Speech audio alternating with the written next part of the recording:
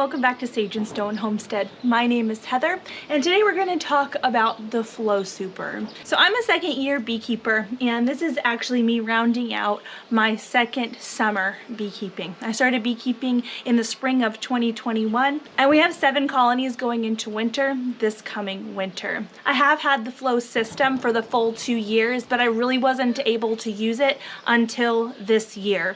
Last year I started with just 1 nuke of bees, and they spent most of the season gearing up their brood nest and didn't spend any time in the Flow Super, which was fine, totally expected. This year too, it took them a good portion of the year to finally move up into the super, start adding their wax and adding in their nectar. And they started that about 2 months before our fall flow really ended. So they did have time to fill up the Flow Super, which was a really great surprise. I did not expect it. Some of you may remember me harvesting our first couple frames from the Flow Hive a couple weeks ago, and there was a minor catastrophe that happened. The bees, because of the time of year, didn't have a chance to really cap over their honey, even though it was a really great moisture content. It came back at 17.5%. There just wasn't enough resource for them to use wax and cap over the honey, and I figured that wasn't going to be a big deal, but I didn't really know that the wax cappings that get put over the honey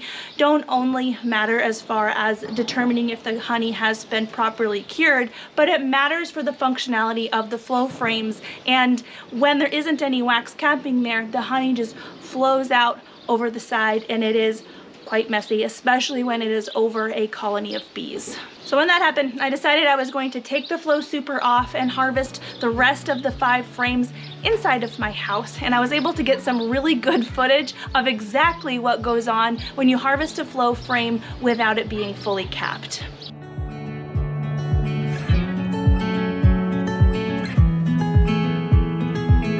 I feel like I've been here before.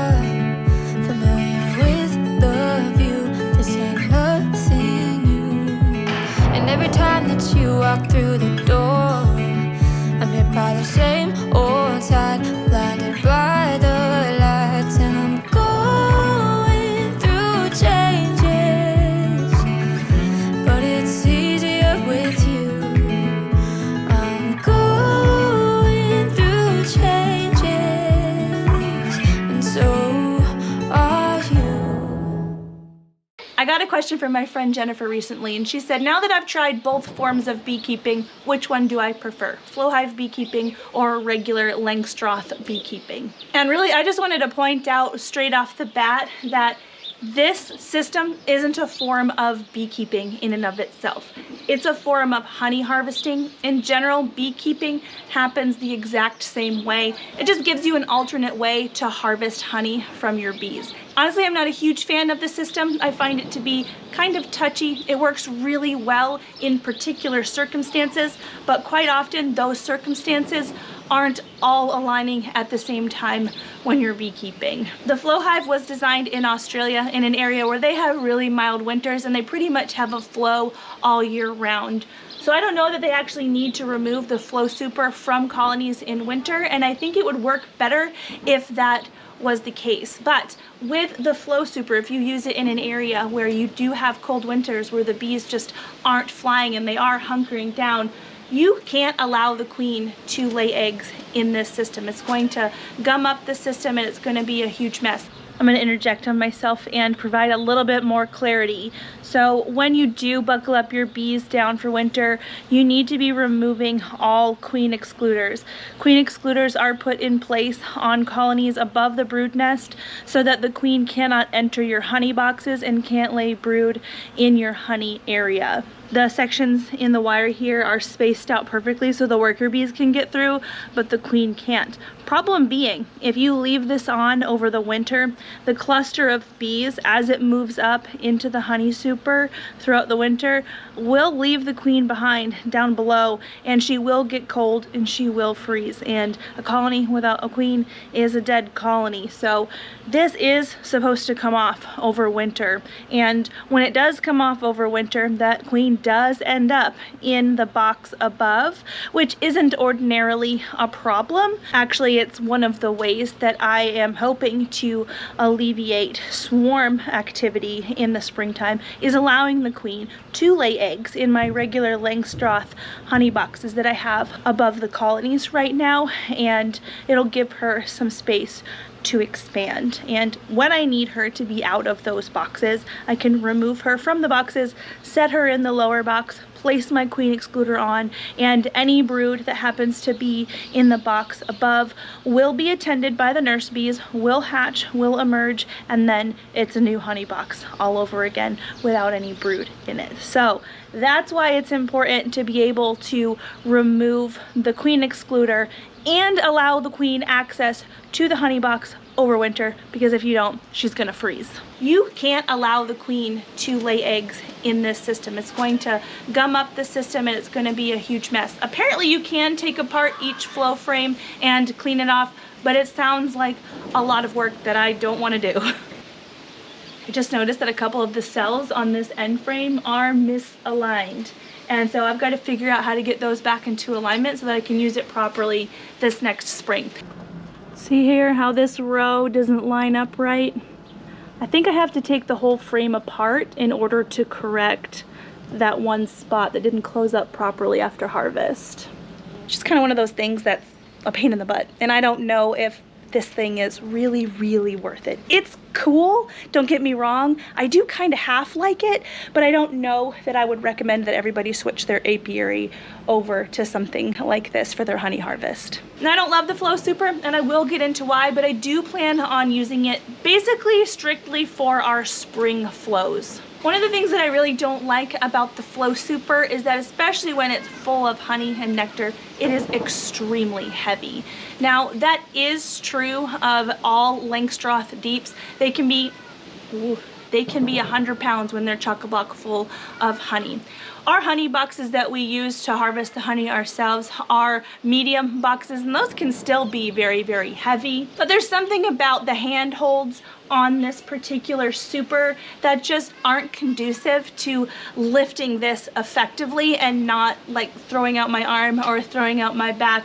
It's just a little bit awkward. You can see the handhold that's on the side here, and in order to get a hold of the other side, you have to remove the faceplate, and there is a little bit of a place to put your hands, but it's not the best handhold. And you can remove the side windows here, the covers, to get a hold of the side there, but it's just, like I said, it's not the most ideal handhold. And when this is full of honey, those handholds really matter.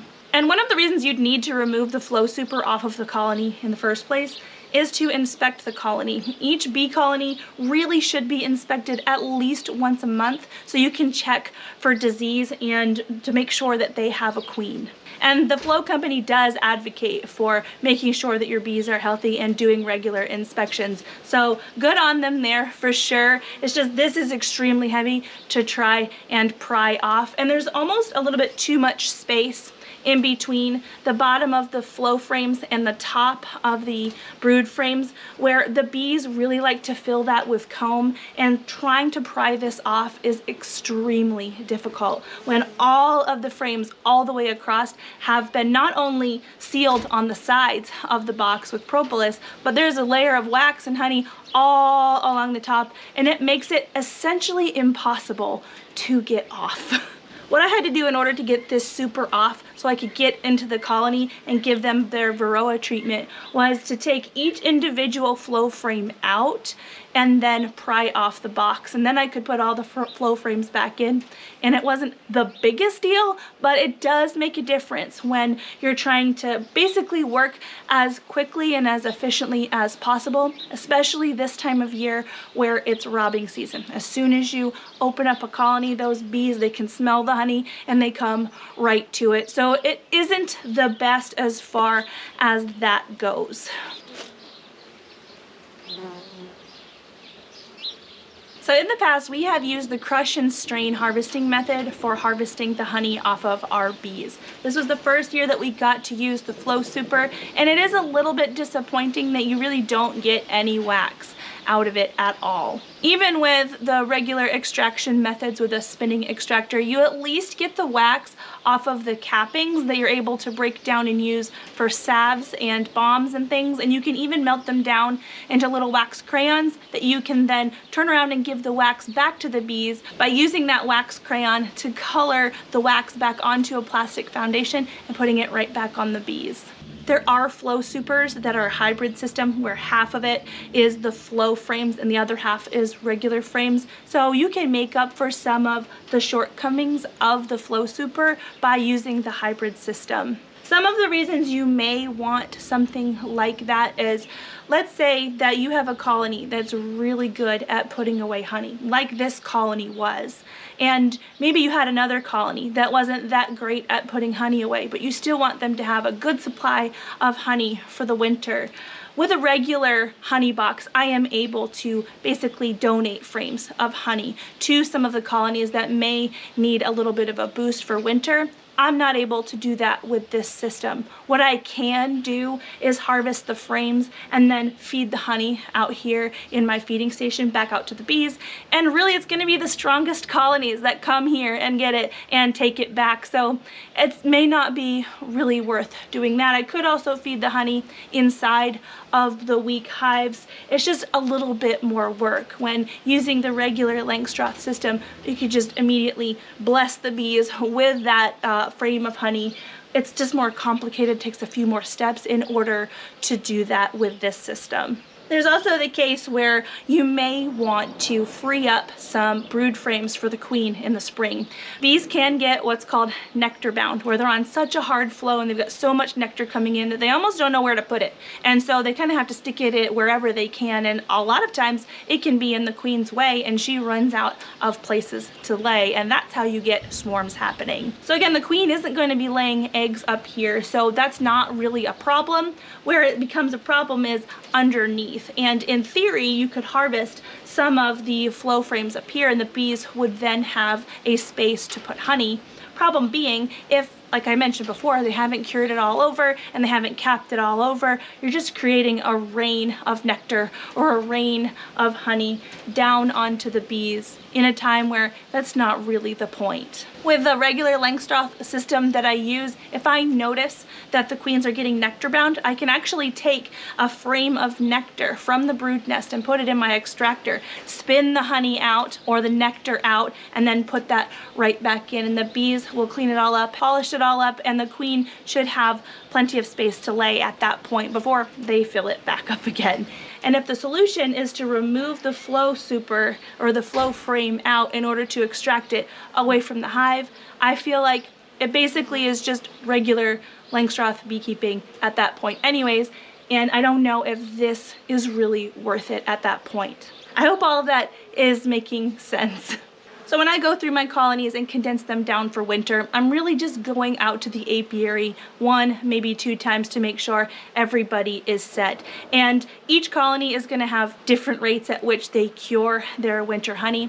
And if I'm noticing that a colony does have a frame of honey that's probably more than 50% open or less than 50% capped, that is a honey frame that I'm going to leave for the bees to use for winter. For me, it's a little bit too much of a risk. It may not be cured enough for me to extract it and use it as honey, but for them, it will be just fine. They're gonna have plenty of time to cure that down enough for winter and be able to use it over winter.